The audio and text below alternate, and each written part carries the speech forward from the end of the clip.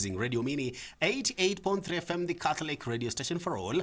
As I told you in the third hour, my brother Simon will be here so that I can continue this conversation about breaking chains of corruption, my dear listener. And today, as we continue this conversation, my dear listener, about breaking chains of corruption, I want us to slow down and reflect, my dear listener, not on big scandals we see on the news, but on the small, quiet choices we make every day.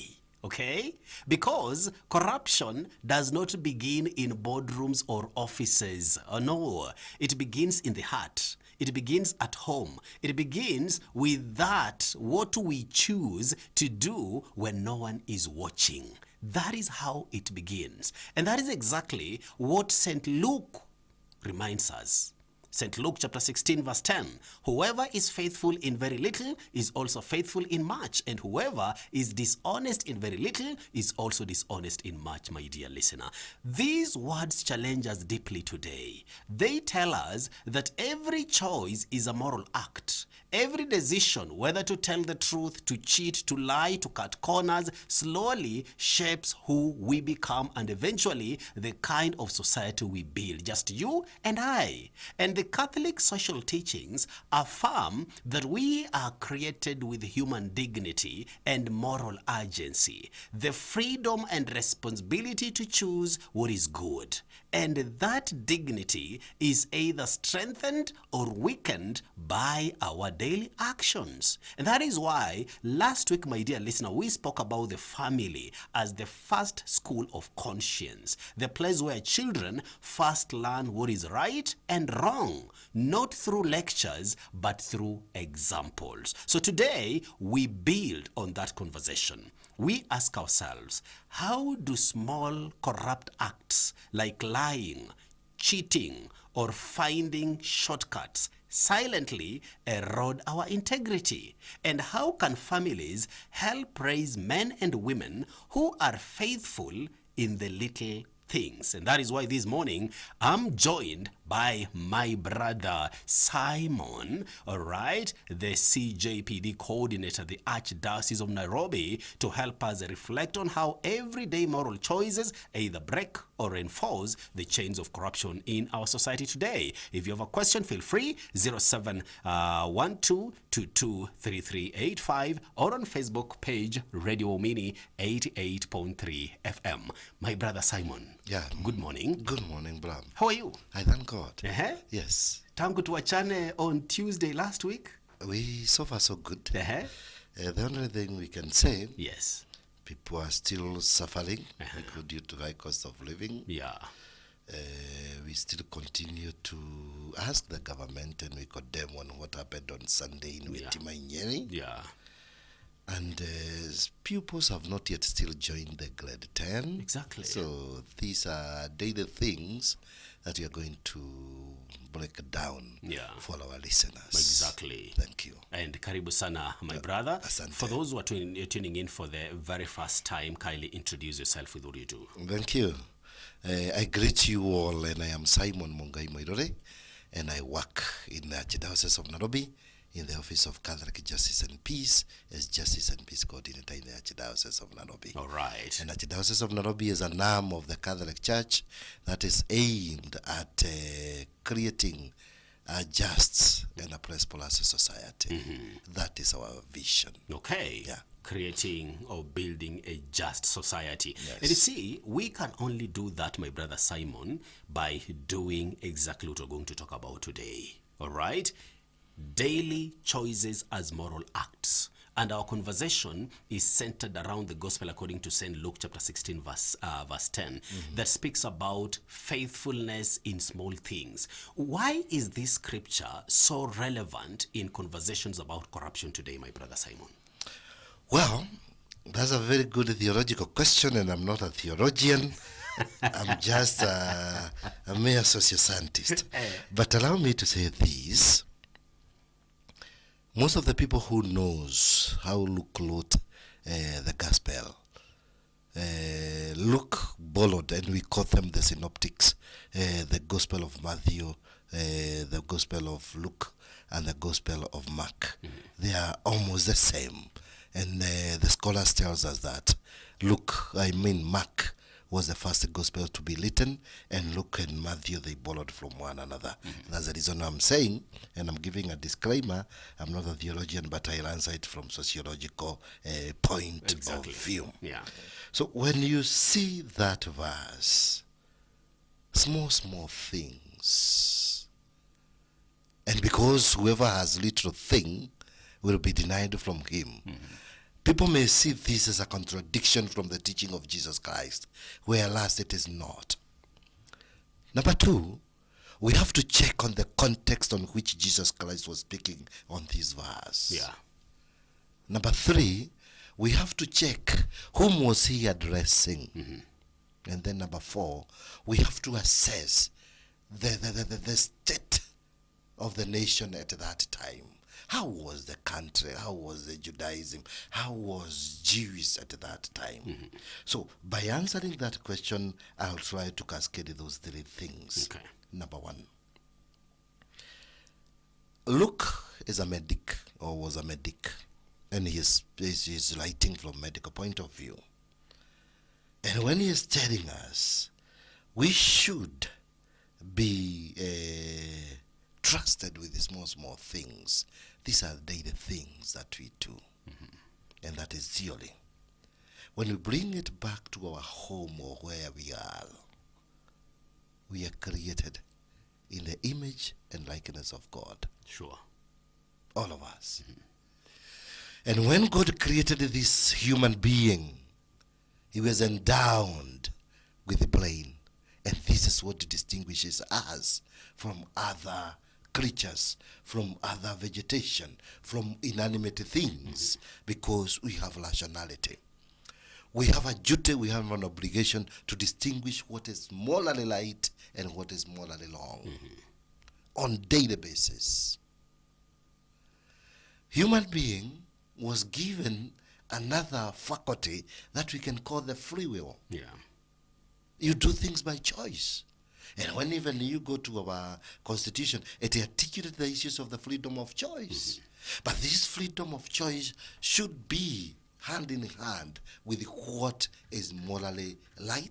And morally acceptable. That is number one. The situation of a nation when Luke was writing, it was not different from our today's setting. People were eating, people were marrying one another, people were killing one another, people were maximizing their capital at the pretext of the poor. And that's the reason why Luke is coming here. And I'm saying this, I'm not answering it theologically, I'm answering it socially. That's the reason why Luke is coming and telling us we should be trusted with the small things so that we can get bigger things. That is what Luke is telling us. And what are these small things? Excuse me. What are these small things? Number one, if you look at ourselves, what we do, even here, the mic that you are holding, how do you handle it on a daily basis? How do you handle your colleagues here on a daily basis? How do you handle the gate men and women on a daily basis? How do you handle the house help in your daily basis? Do you work because your supervisor is watching over you, or do you work just for the sake? Luke, number two, he is telling us we should not be the people of what we call the bare minimum. I'm doing this because I know I'll be paid. You need to go to an extra mile. And it is these small things that will make sure, or that will make you, the daily activities, the small things to have or to be embedded in a principle we call in the Catholic social teaching, the stewardship. You are steward. You can see, like the people in the boat, are they called captain? I think captain are in the aeroplane. The people in the ship are called the captain, I guess. Captain also. Well. The captain. Yeah. Look, they are steward. They are entrusted all that luggage, and they make sure it reaches where it is supposed to be to get. Look, daily activities. Look here, Thika Road nowadays is becoming crazy. Yeah. How do we behave ourselves on the road on a daily basis? And these are the questions that we need to ask ourselves. We ask ourselves, when we go to the jobs, how do we handle our customers? How do we handle our client daily basis? And these daily activities makes our conscience to be informed. Wow. Because other scholars talks about so many types of conscience. They talks about erroneous conscience. They talks about informed conscience. They talk about the dead conscience. And that by doing small things, and that's the reason why, first of all, I'd like to stop there. It says a habit is a disease. Yeah. If you get used to be abusing your colleagues, you start today, you start tomorrow. You keep on upgrading. You keep on upgrading. Yeah. Because a habit is a disease. And when you keep on repeating something, it also becomes part of your character. And instead of forming our character, we end up deforming our character, which is not supposed to be the case. Well answered, my brother Simon. Well answered. Allow me to take a very short commercial break. When we come back, we continue this conversation, my dear listener. 0712223385 is the SMS line, or on Facebook page, Radio Mini 88.3 FM. Radio.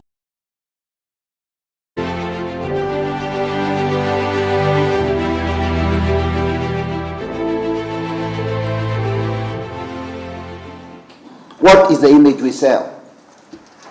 We must sell an image that attracts. That's the first preaching we must do. Before we preach against corruption, preach positive about what is right. It's like the lodestone. The compasses get magnetized by touch, by closeness, by vicinity. But after some time, when it loses, you have to take it into a area where you have the magnetism, to restore its magnetism. People, you must not be shy about saying we must pray more and meaningfully. We must have more God moments in our life, in our nation, and in the public space. That's where the family will gain. That we start praying more in family. These things have made it so difficult to pray in family. That is why things are thick. So if we want these little fellows to get magnetized in what is right, then start doing so by kneeling down and them seeing you praying kneeling down. Let them see you sacrifice and go and lift the hand of that person you don't know who is out there, who is needy.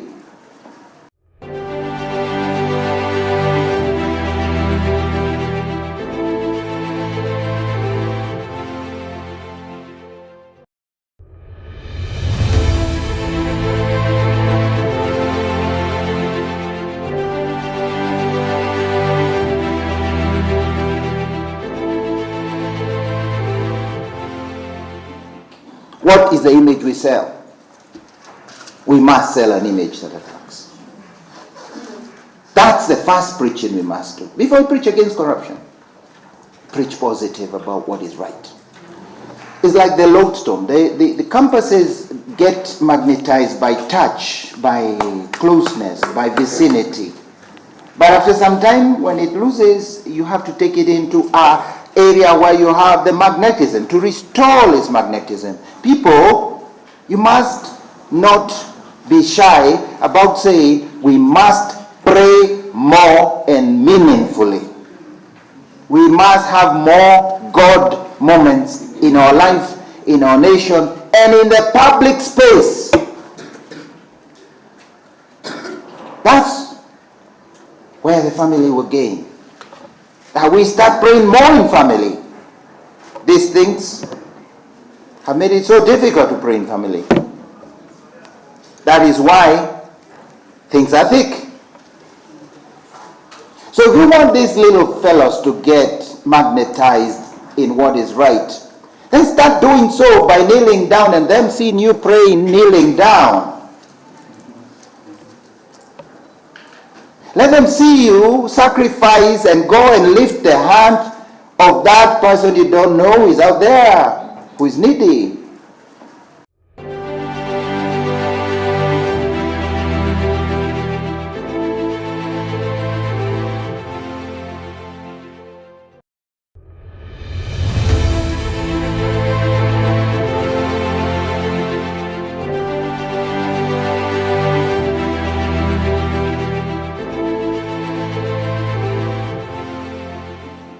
What is the image we sell? We must sell an image that attracts. That's the first preaching we must do. Before we preach against corruption, preach positive about what is right. It's like the lodestone. The compasses get magnetized by touch, by closeness, by vicinity. But after some time, when it loses, you have to take it into a area where you have the magnetism, to restore its magnetism. People, you must not be shy about saying we must pray more and meaningfully. We must have more God moments in our life, in our nation, and in the public space. That's where the family will gain. That we start praying more in family. These things have made it so difficult to pray in family. That is why things are thick. So if we want these little fellows to get magnetized in what is right, then start doing so by kneeling down and them seeing you praying kneeling down. Let them see you sacrifice and go and lift the hand of that person you don't know who is out there, who is needy.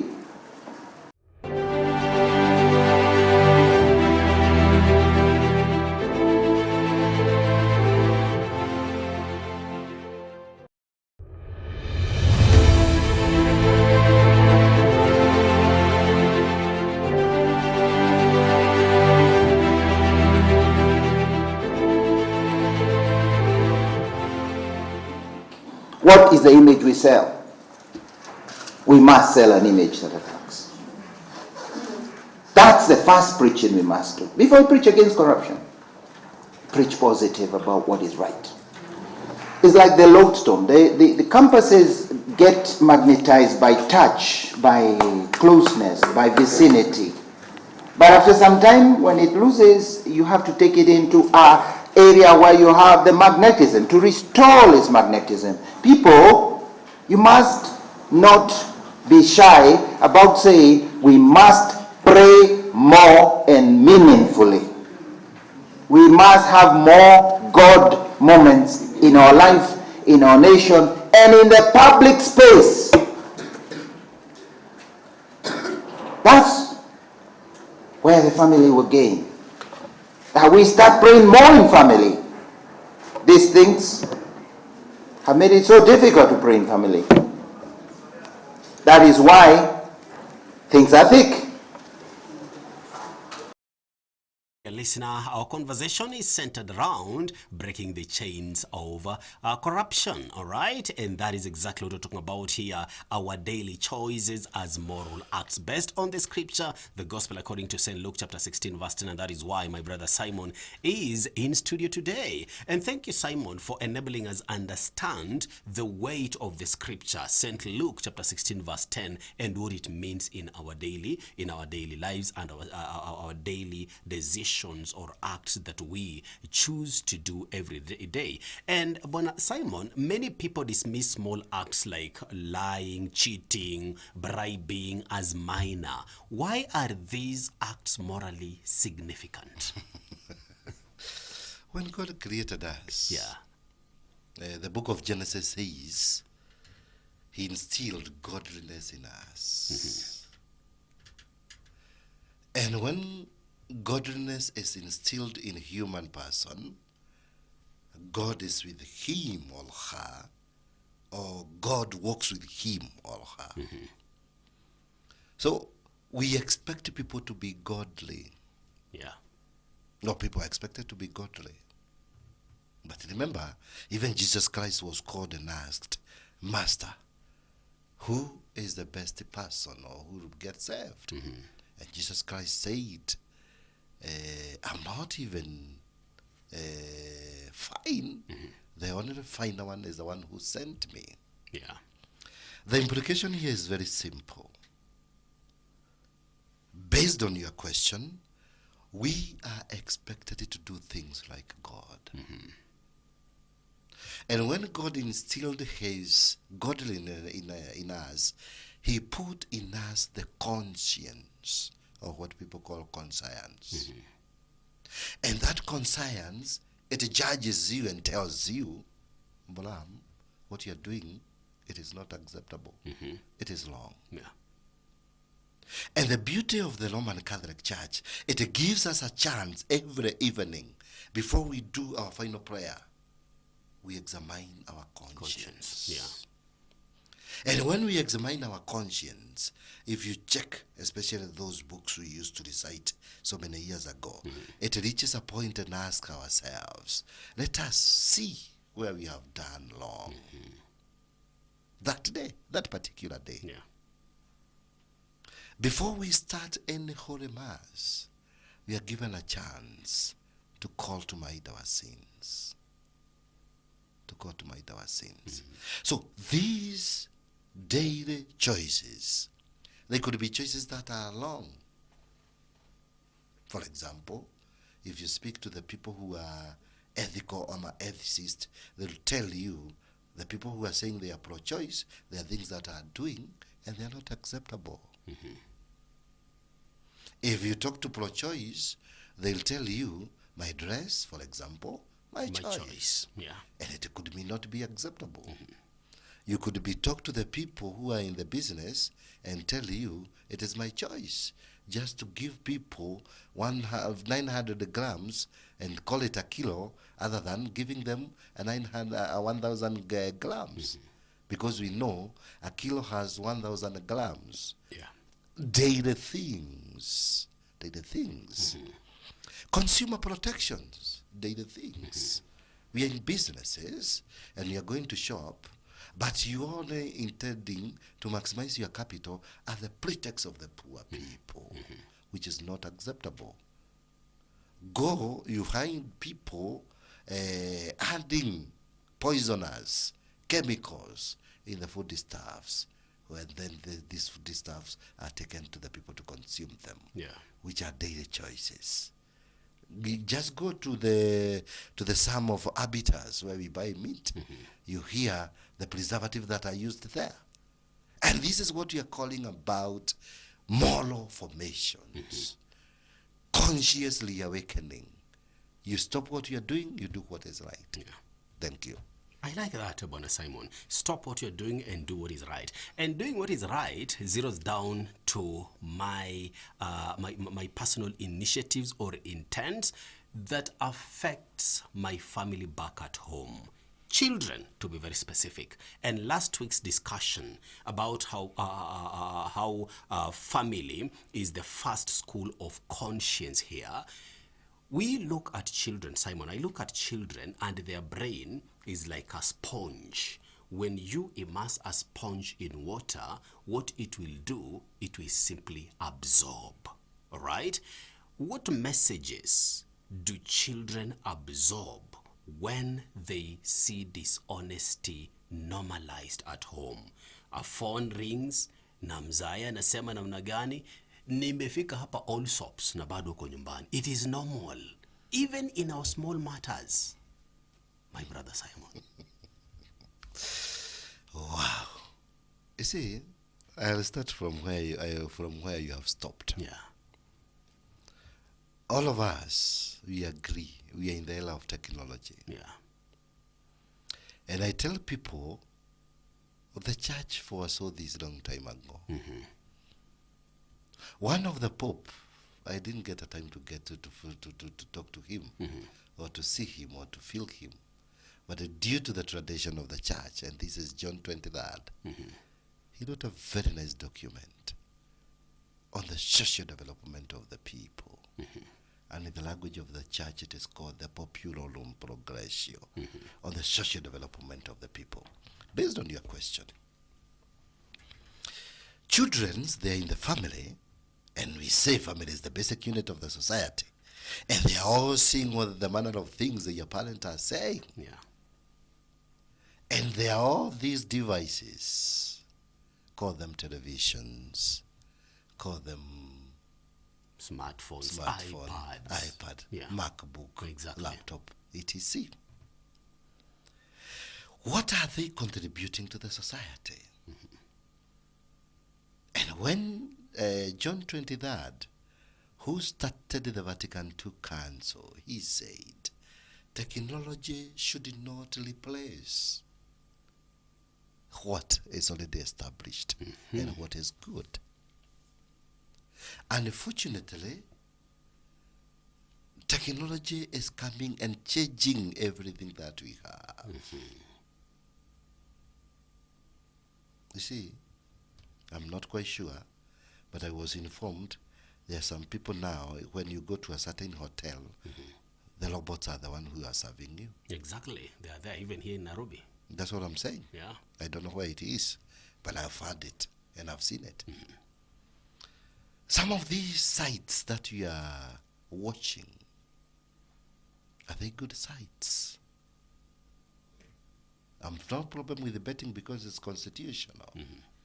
But when you see a father like me is always betting for the football, and I know whether we are Arsenal or Man U, na Arsenal walitwangwa sijui kama bado wanakunywa Brufen. What are you telling your son, by the way, or your daughter?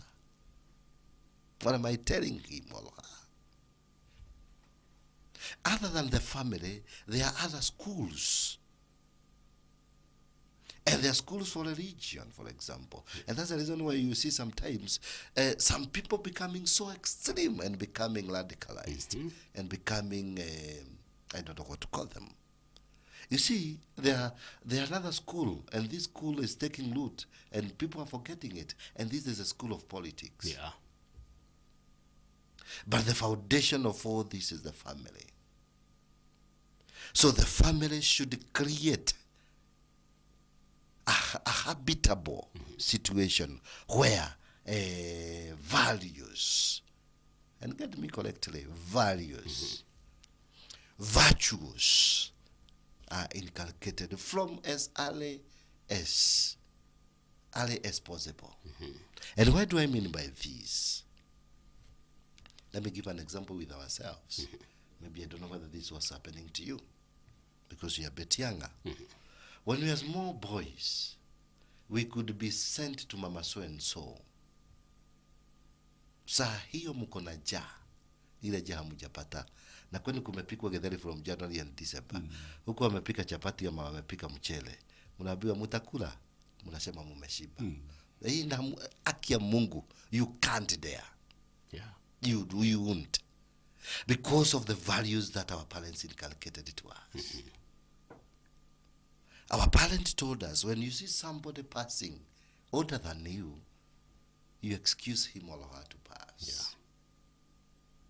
They used to tell us in Swahili, heshima si utumwa. utumwa. Values. And it is those values that has made us to be here. When we used to go to church and we are given money to present as an offertory, the parents were watching.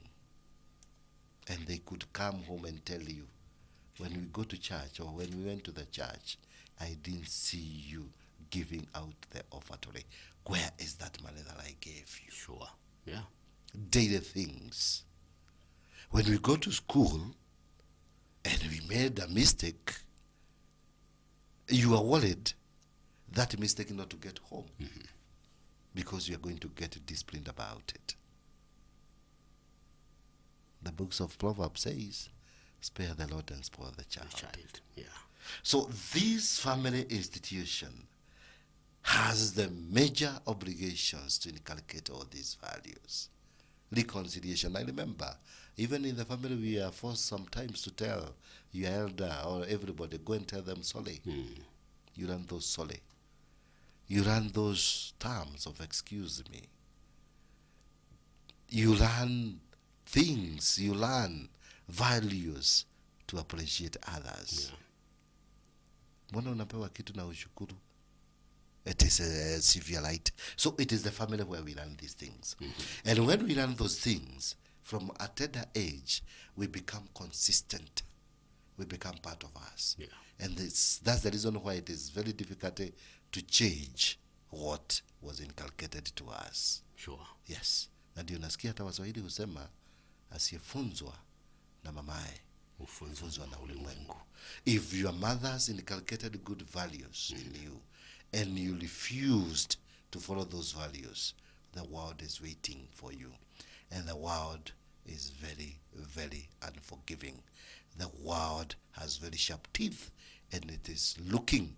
It's just like what the Bible says. The devil is roaring like a lion looking for someone to eat. Thank you. Well said, my brother Simon. And now we've looked at how it impacts our children back at home when we are indulging into these small dishonest activities that we've normalized. Now, let us now look at ourselves, Simon.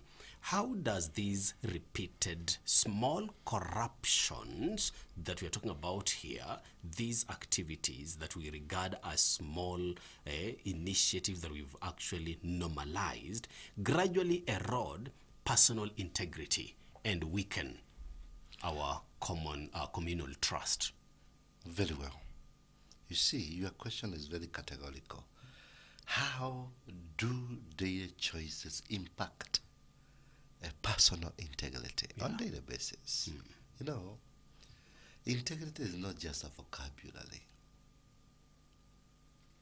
For me, and from where I sit, integrity is determined on how we cultivate our lands. Integrity determines on how we make our bed when we wake up. Integrity determines on how we clean the table after the dining table, I mean. Integrity determines on how we utilize our water closets. Integrity determines on how we talk, the facial expressions. Now, what are those impacting our children? Number one, children learn by seeing, listening, and imitating. Bramwel, hata ukitaka kuniambia ukweli, when you were a small boy, there was things that we used to do with boys and girls at that tender age. Tunaanzisha familia, mimi ndio nitakuwa bibi, mimi ndio nitakuwa bwana, na kadhalika, because they see these things happening. And then after seeing, they must imitate. And then tunajaribu kupika all those things. And you remember them very vividly. So children learn by seeing. So if you talk to the people who have done a bit of engineering, they talk about what now they are calling it the 3D. And the 3D is an image. When you see an image, they tell you, don't just see this image. Look inside. And look beyond it. So when we look at our children, we think they are not seeing, but they are seeing even deeper than we could think. That is impact number one. Impact number two, and this impact I want to get to bring it to the society. If we become irresponsible on a daily basis, investments are not going to be fair. Let us assume, because, and I want to assume, we have a challenge on drug and substance abuse. There is a man, there is this woman, when they wake up, they start taking beer.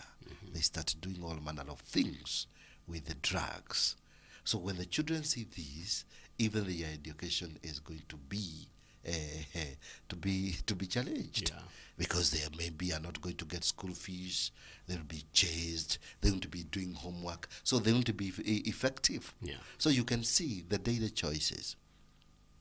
And let me say this: the people who take beer, kindly don't take that beer in front of your children, and especially at the tender age. It's good sometimes to be responsible. Because children, they'll try to see and to ask themselves, what is this? Yeah. Daily choices. We should be also carry on the virtue of integrity even to our kids. Number 3, the impact of this, it is to the society. I know you have seen people who makes the daily choices. Let's assume you have given a job by the CDF or the national government on the bursaries, but instead of giving that or awarding that bursary to a needed children, you end up putting it in your pocket. Yeah. And then your children come to know, my dad stays in the board of the CDF, so the money that you are utilizing, it is not a clean money. Or for example, your children, they may come to know, maybe you are running a brothel or you are running a money that is not clean. Yeah. And then you tell them, this is the money that we are going to utilize. We are killing the conscience of our children. Thank you. Through our small daily acts, my dear listener. Big challenge there that Bwana Simon is throwing onto us. Think about it, my dear listener. Those things that the dishonesty that we've normalized, you and I, okay, both at our home level, all right, at workplaces, those things that we have actually normalized go deeper than you can imagine, just as Simon has actually explained. And Simon, due to the nature of your work, I'm sure you've actually noticed some patterns, okay, that we're talking about here. What patterns have you observed between moral formation at home and ethical behavior later in life? Hey, that's a very good one. I know your question is very, very, very good. On my daily works, Yes. as a CJPC, what observations can I conclude on ethical formations and moral moral behavior? Let me be general, because and then later I'll be specific. It's just like what I've said. Morals, we learn them from the family. Then we go to the Sunday school. We go to church. And that's the reason why we say the church is the custodian of the morality. Yeah. And the church must represent what is moral. And not all that is moral, that is logical. Yeah. So there is a flow, moral, ethical, logical, so as to try to avoid what we call in another language pomposity. Going back to your questions on my daily interactions, and I've told you, just go to the bank. You have a ticket, let's assume ticket number 20. Yeah. And I have ticket number 34. I hear ticket number 10 has been called, and there is nobody. And me, I'm a 34 fellow. I lodge there. Exactly. That is a daily thing Yeah. that we say. which is immoral. Look, we came driving here. Yeah. And I'm telling you, from here, Loisabu to here, it was a bit chaotic. But you could see, and I don't know, some Kenyans driver, we have a lot of impatience. You could see people even trying to jump the pavement, which is immoral. For me. And if people keep the traffic order. And you know, some of these things we are doing them, like I have passed almost 15 police officers from 100 to Zimmerman, and you could see so many police officers. And you could see disobedience of the law. Yeah. Disregard of the traffic law. And if, because you have asked me what I see on daily basis, that's what I'm Exactly. That's what I'm answering. You're right, yeah. Go to CBD. Yeah. CBD, daily basis. We have reached to a point where the vehicles are supposed to pass. We have put hawkers there. Yeah. And I'm not saying we should not have focus. What we should do, it is to look a good place and habitable place, the people we put them there.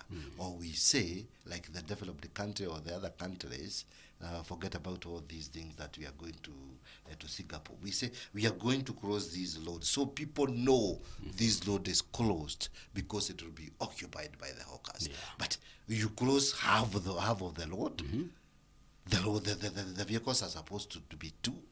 So there is serious congestions, and these are the daily choices. What else do I see on daily basis? And because you told me, because what is moral, it goes moral and ethics. What else do I see? Just look, since we started at the meeting grade 10, which is very painful. I was very happy last night, if it is true.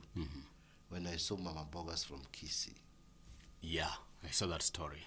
For me, that is ethical leadership. You could see those women, they joined their colleague who went to be with the Lord, and they said, this girl must go to school, and we do what is expected of us. Yeah. This is what ethical leadership is all about.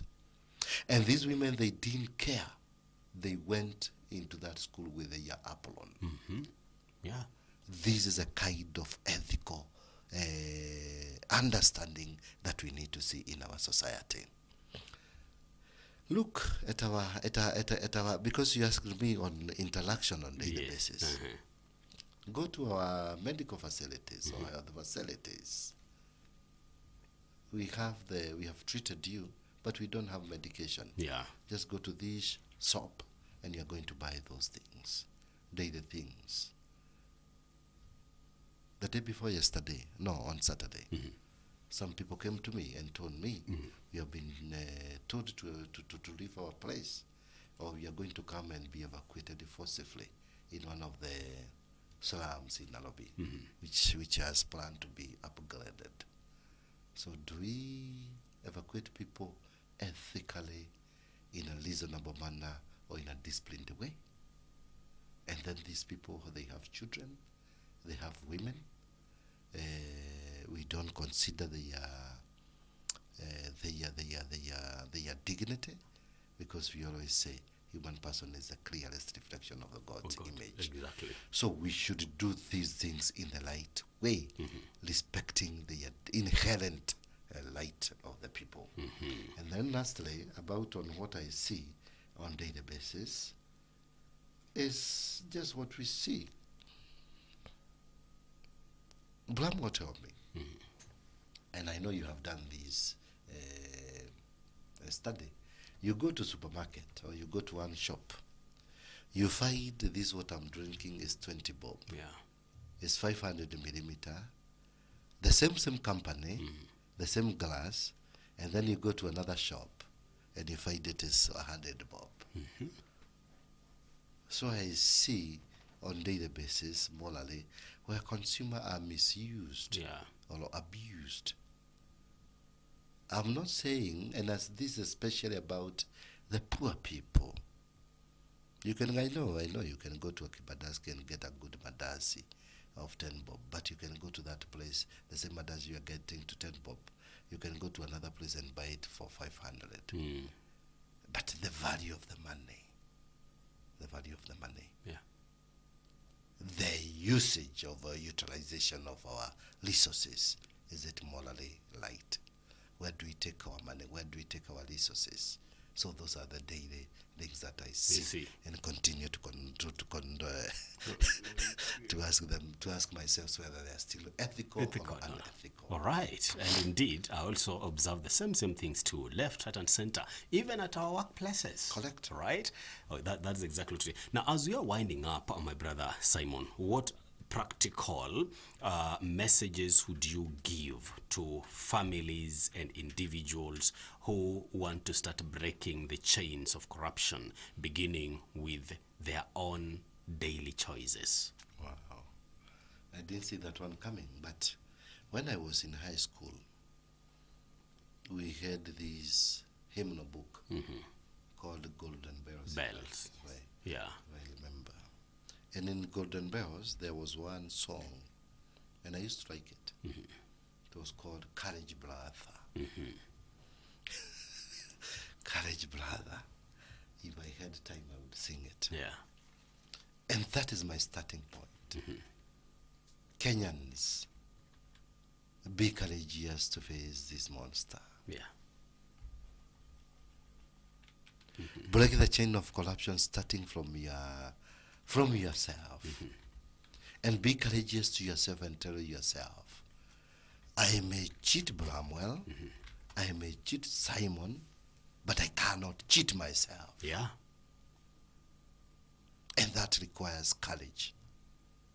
And remember, in the social teaching, we call courage one of the 4 cardinal virtues. So it is a virtue. And you have to ask me a very practical question and a very practical example. What do we really need to do is to be courageous and to face this. All right. I don't know, but I was watching this on the social media. A woman last night, I don't know whether it was true or not, because there are so many fake news. And there was this one of the MCA who started and telling people, I'll do 1, 2, 3, 4, 5. A woman woke up very courageous. I saw it, yeah. And told him kindly, stop telling us lies, and you're not going to speak from her to us. So it has reached a time we also demand accountability to our leaders on daily basis. Let us not hear, and Kenyans, and I'm talking also about the college, when you hear you are called for a public participation, it is good to attend. Sure. That also tries to break the chains of corruption.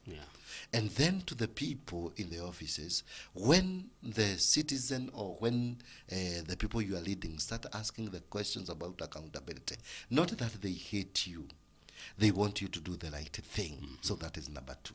Number 3, about that practical things, I would request people to be very prayerful, because if we remove or if we eradicate God in all what we do, God is also going to run away from us. So we should put God at the center of everything that we do, and especially as Christians, praying to God to give us good leaders, to give us ethical leaders, to give us servant, not kings. You know, it pains me or it abhors when you see people when coming and asking vote, they come there very frail, like beggars. And then after 2, 3 days or 3 weeks, when they get to office, and then you call them, you don't see them. So that's another thing that we should need to do on daily basis. And then another thing, even good Christians, good people, they didn't need to offer themselves to be elected in these positions so that they can go and change what is not correct, so that they can go and fix that is broken, so that they can go and rebuild what we call in another language, renaissance. They can have a rebirth of leadership. We can have a rebirth of moral formation. We can have a rebirth of virtues, and we can have a rebirth of a society in our country, Kenya. Wow. Simon, thank you. Thank you so much, my brother, for these beautiful insights this morning. I really appreciate. I can't wait some other opportunities in our subsequent shows when they show up to host you, so that we can continue this conversation about the chains of corruption, among other things. Asante sana, my brother. Most welcome. All right. Thank you. Thank you so much, my brother. Maybe your parting shot as we conclude? Time is over. Yeah. No, that was 15 minutes. Simon. Your parting shot, please. My parting shot. Yes. I would like to beg to peg it with a good Pope I love, and this is called Benedict XVI. Yeah. Benedict XVI said, "A time will come, and we are going to have so many hula-baloos in the world. Persecutions are going to come. The Church of Jesus Christ will be shaken. And it is after this shaking up of the church, it's after this persecution of the Christians, a thin and religious as Mola Church will be reborn. May I be one of those people.